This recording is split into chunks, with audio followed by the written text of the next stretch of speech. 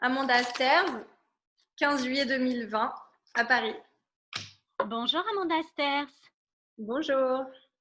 comment allez-vous et quelles sont vos impressions par rapport à tout ce que nous vivons actuellement et par rapport aux derniers mois que nous avons traversés? Alors d'abord, je suis heureuse de voir un visage familier comme le vôtre que je suis ravie de retrouver. Et ça va avec ce qu'on vient de traverser. Je pense qu'on a besoin de liens. On a besoin de recréer des ponts. Ça a été la force des réseaux sociaux, je pense, de pouvoir avoir une sensation de ne pas être complètement coupé du monde. Euh, J'ai une sensation que le temps s'est accéléré pour le bon et le mauvais, qu'on a des sujets de société très forts qui explosent, qui surgissent, une envie d'aller à l'essentiel avec des dérapages, avec des façons pas toujours habiles de le faire, mais en tout cas une sorte de réveil de la profondeur et d'une envie de justice sociale. Et du coup, je me dis que peut-être ça n'aura pas été que pour le pire. Voilà. Dans votre roman Lettres d'amour sans le dire aux éditions Grasset, votre héroïne, elle connaît la vie grâce à la littérature. Qu'en est-il pour vous? Qu'est-ce que la littérature vous a appris et en quoi est-ce que vous avez voyagé dans les livres ces derniers mois?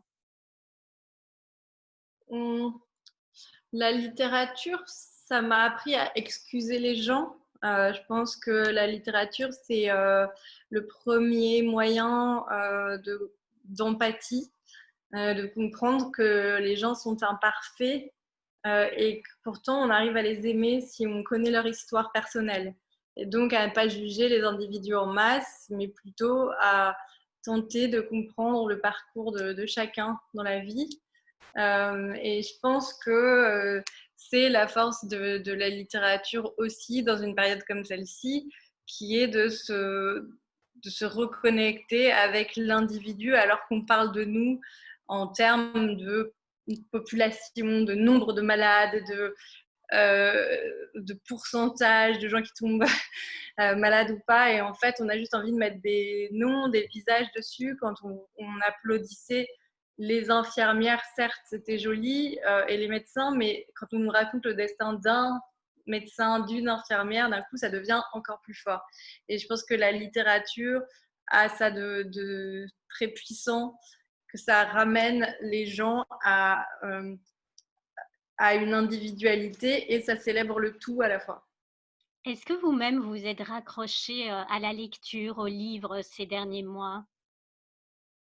Pas tant que ça, je suis navrée de vous décevoir, mais j'ai écrit des choses, mais plutôt des choses très intimes qui n'ont pas pour but de devenir de la littérature, qui ne devraient pas sortir de chez moi.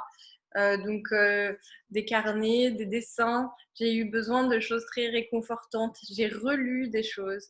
Peut-être que j'avais besoin de quelque chose de l'ordre de l'enfance et de ce qui était rassurant pour faire abstraction du monde autour.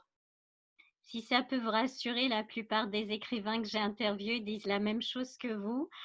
Donc je pense que cette période a clairement, influencé les gens par rapport à cela. L'écriture, elle est, omniprésente dans votre existence. C'est aussi un roman sur la force de l'écriture. Est-ce qu'elle vous permet de vous libérer de tous ces mots retenus, tous ces mots qui risquent de nous étouffer? Absolument pas. En fait, je pense que c'est la littérature qui sauve des mots retenus ou des choses qui étouffent. C'est pas de la littérature, c'est de l'écriture intime. La littérature n'a pas pour but de penser les plaies d'un écrivain, en tout cas pour moi, n'a pas pour vocation à nous sauver. Ça, c'est de la littérature, c'est le départ de la littérature, c'est l'adolescence, c'est les textes qui sont refusés qui servent à ça. Et ensuite, on comprend qu'on écrit pour les autres. Et il y a une sorte de pudeur, de décence et de retenue dans la littérature qui fait qu'on voilà, on ne se montre pas aux autres de la même façon. C'est comme la différence entre une femme qui se déshabille pour faire l'amour avec un homme qu'elle aime et une stripteaseuse dans un club. Il y a une façon de faire les choses, il y a une distance, il y a quelque chose qui vous dit que elle se déshabille, mais pourtant elle ne vous est pas offerte. Et donc il y a ça. Dans un roman, il y a ce moment voilà, de cette pudeur, ce petit voile qui fait que ce n'est pas de nos chagrins dont on parle, et c'est pas cela dont on veut se défaire, mais on s'adresse aux chagrins des autres qu'on essaye de consoler en quelque sorte. Oui. Dans le cas de votre héroïne, l'écriture prend un autre sens, lequel? Dans son cas, effectivement, c'est l'étrangeté du récit, c'est qu'à la fois une œuvre littéraire et en même temps, quand elle m'appartient, puis en même temps, c'est une œuvre qui est une fausse lettre d'amour. Et cette lettre que va adresser mon héroïne, derrière laquelle je m'efface, est une lettre de survie. C'est à travers cette lettre-là et cet amour qu'elle n'a jamais été capable d'exprimer qu'elle va se remettre debout, se remettre à s'aimer et peut-être enfin être aimée en retour. Mais le premier pas, c'est en tout cas d'être capable d'imaginer qu'elle a le droit d'être aimée. À un moment donné du livre, on voit qu'elle est terrassée par une grippe qui va la clouer au lit pendant un mois. Vous-même, vous avez eu le coronavirus. Comment vous l'avez vécu? J'en ai très peu parlé parce que je pense qu'il y a des gens qui ont beaucoup plus souffert et puis je pense que c'est de l'ordre de l'intime et que j'ai pas tellement l'habitude de parler de ma vie privée, mais j'ai été épuisée, je pense comme beaucoup de gens. J'ai j'ai pas eu peur, mais j'ai j'ai quelque part eu l'impression de faire partie d'un tout. Et j'étais un peu en observation, comme en train d'essayer de comprendre voilà, ce qui m'arrivait ou ce qui m'arrivait pas. Mais voilà, c'est pas lié parce que le livre était, était bien écrit bien avant. Donc, Bien sûr. voilà. Par contre, il y a une forme de confinement aussi, dans le livre, on va en parler. Ce confinement, il a confronté beaucoup de gens à leurs démons intérieurs. Vous, vous avez grandi avec un père psychiatre. Est-ce que vous pensez qu'on se construit aussi sur ces douleurs, que ces failles sont des os, comme vous l'écrivez, ou plutôt des fractures?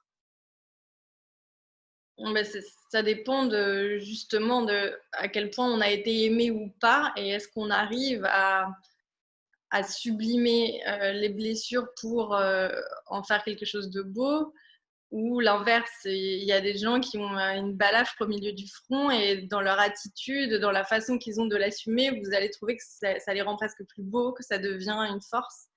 Et il y en a d'autres qui vont s'en excuser tout le temps et se cacher.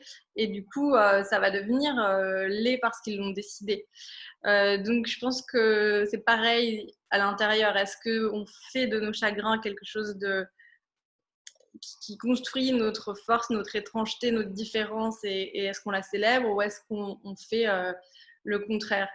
Mais il y avait en effet déjà dans le livre cette sorte de confinement du corps, puisque mon héroïne refuse de prendre le risque d'être touchée, d'être aimée, de vivre une histoire d'amour pour se protéger. Et ce livre, c'est comme une sortie de confinement, comme un appel à la vie. Et donc, il y avait, mais je pense qu'il y a toujours chez les écrivains, malgré nous, une sorte de, de, de prémonition de l'époque. Et il y avait quelque chose de très fort dans ce qu'on vit maintenant. Je m'explique d'ailleurs le succès du livre en partie avec ça, parce que c'est voilà, cette sortie, ce printemps de la vie, cette sortie de la terreur et de la solitude. Elle-même, comme vous le dites, elle est enfermée en elle-même. Pourquoi est-ce qu'Alice en est arrivée là? Pourquoi est-ce qu'elle est, comme vous l'écrivez, anesthésiée, hermétique au chaos de l'amour, étrangère au désir et j'ai presque envie de dire étrangère à elle-même?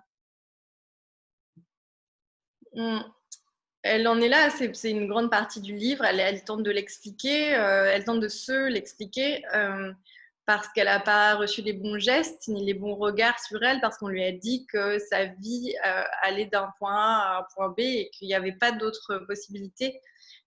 Et je pense que beaucoup je veux dire beaucoup d'êtres humains, parce qu'au début, je disais beaucoup de femmes, et depuis, j'ai eu beaucoup de témoignages d'hommes qui m'ont dit qu'ils avaient vécu la même chose, et que suite à un chagrin d'amour ou à une blessure, à quelque chose qui a abîmé leur confiance en eux, ils ont décidé, ces êtres ont décidé de se mettre entre parenthèses, de ne pas prendre le risque de souffrir. Et donc, quand on ne prend pas le risque de souffrir, on ne prend pas le risque d'être heureux non plus, puisque on sait que le bonheur, c'est ouvrir la porte à une possible déflagration.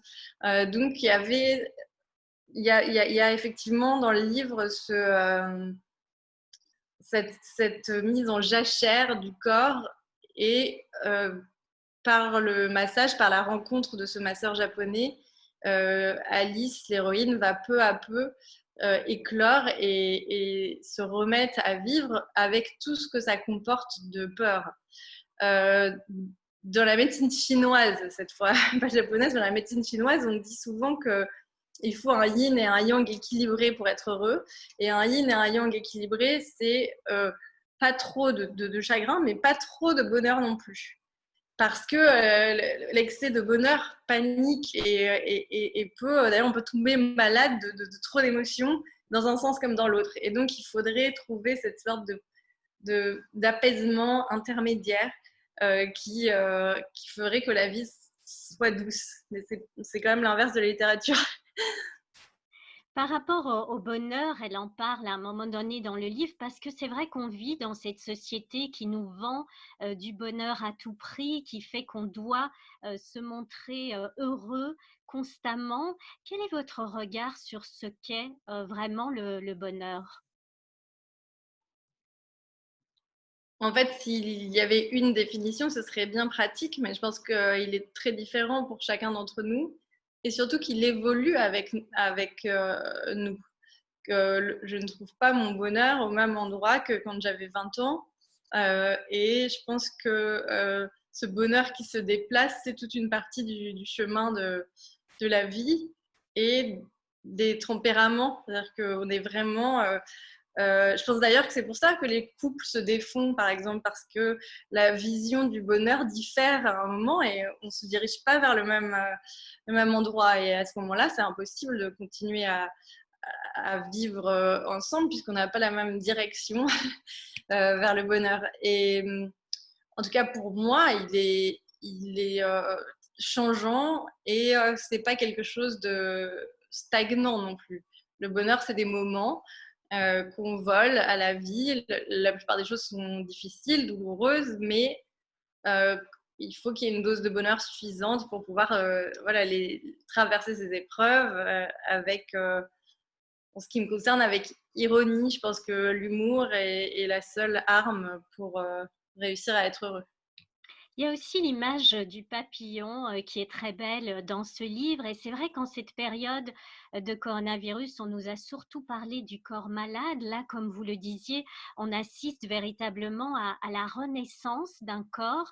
Pourquoi est-ce que c'est en allant faire ces massages que cette femme découvre entre les mains d'un étranger son propre corps à nouveau? Je pense parce qu'il lui fait accepter le fait d'abord qu'elle ait un corps, puisqu'elle l'a nié, et donc il s'agit d'une réincarnation au sens étymologique du terme, donc elle reprend vie dans sa propre peau. Et je pense qu'il y a cette acceptation dans le roman La femme à 48 ans, Alice, mon personnage principal, c'est l'âge où on glisse vers le moment où pour une femme, a priori, on n'a plus d'enfants, où on se dirige vers ça en tout cas, où on ne peut déjà plus en avoir.